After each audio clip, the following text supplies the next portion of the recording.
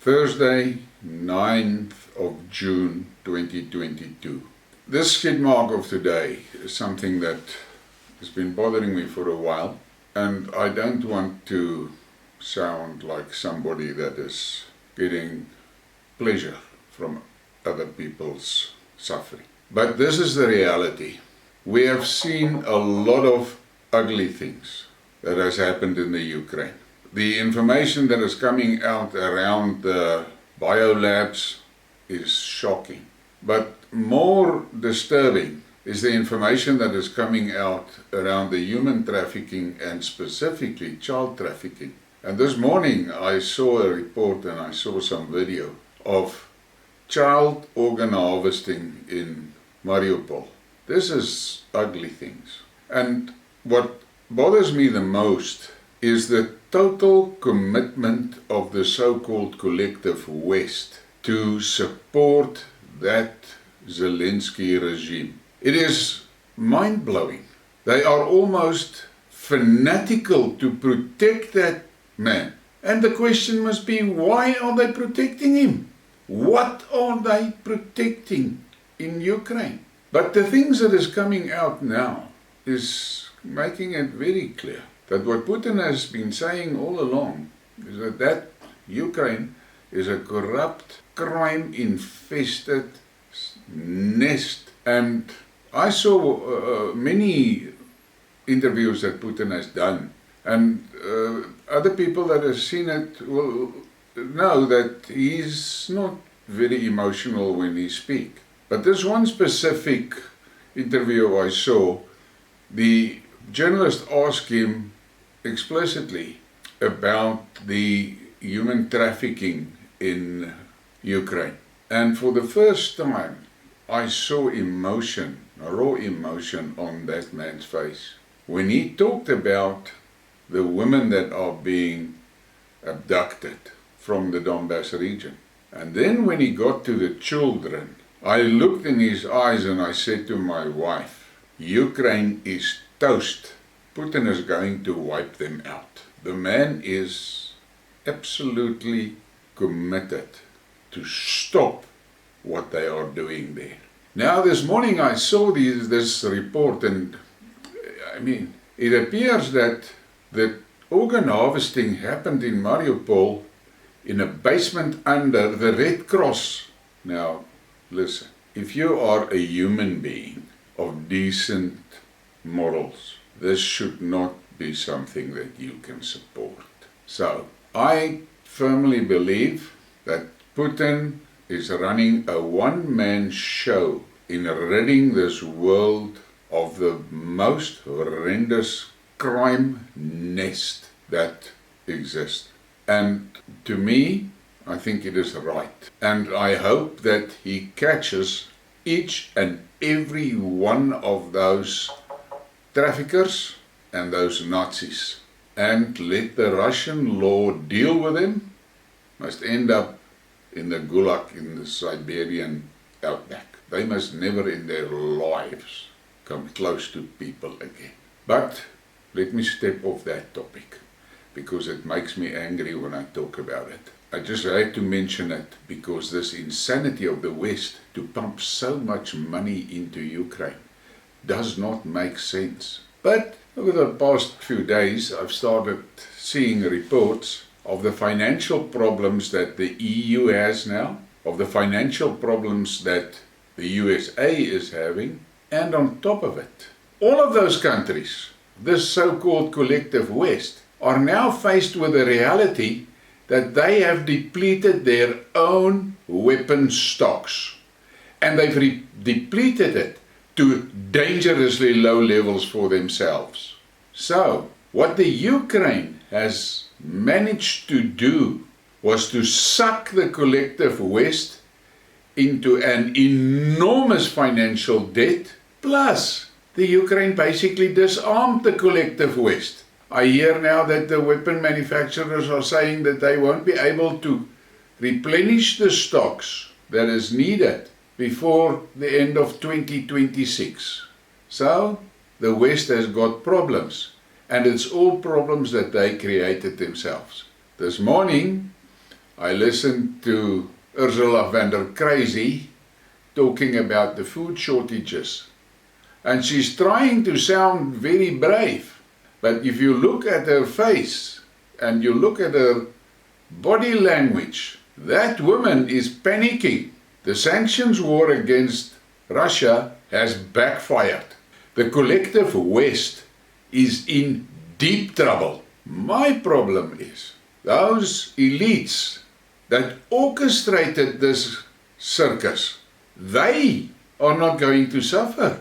It is going to be the people, the ordinary men and women on the street, that is going to take the full brunt of this idiocy. I don't know how Europe is going to survive. Food shortages, it's now a given. Out of control energy prices is a reality. And then you've got those green maniacs that is dead set on destroying Europe's industries. And now it looks like Biden is on the same wagon. Putin stated in an interview a few days back that renewable energy is a good option to explore, but it is not reliable, it is not sustainable, and it cannot provide the energy really needed by the world. And his point is that fossil fuels are with us and will be with us for a long time still, while the renewable technology is developed. Russia has been hit with the sanctions. They took the blow and they went to their knees and they got up very quickly. I see today that Belarus has now received financial support from Russia to assist them in import substitution. So they will be manufacturing more of the stuff that they used to import. There's another blow to the EU. The EU people sat back and allowed that out of control, crazy Brussels cabal to destroy their economies, destroy their money, destroy their food security, and destroy their energy security. And for what? Who knows for what? Supporting a regime that is obviously rotten to the core with no morality, but yet they kept on going. The new cons is dead set on sustaining this war with Russia, and at the same time they're now looking for a war with China. I don't know if those people have got brains. I don't think they have. What concerns me most is that yesterday the United States issued a statement that African countries should not buy wheat from Russia because they are breaking the sanctions. Who the hell does those people think they are to tell Africa not to buy food? Where do they get the right to do this? They are living in a fantasy world. The US is still of the opinion that they are the global superpower and that everybody in the world must shiver and shake when they open their mouths. I am sorry to say, with the Ukrain adventure, Putin has made the world aware of what is really going on. America must make peace with the fact that their days of being the global bully and actually the global terrorist is over. Countries like Russia, China, India is no longer going to take instructions from the US. They are not going to allow the US to bully them. And I see Turkey is also now starting to make noises. NATO is a big problem for the whole of Europe. NATO is a useless, outdated organization that is only there to promote war. It has got no role to play. Without the US Army, NATO is nothing. Take Turkey out of NATO, and NATO is absolutely a joke but they act as if they are a world power. The EU is rubbish. People are not all the same. And I said in one of my previous Skidmarks, before December we will see regimes fall in Europe. I say the first one has gone down. And Boris in England scraped through that vote of no confidence.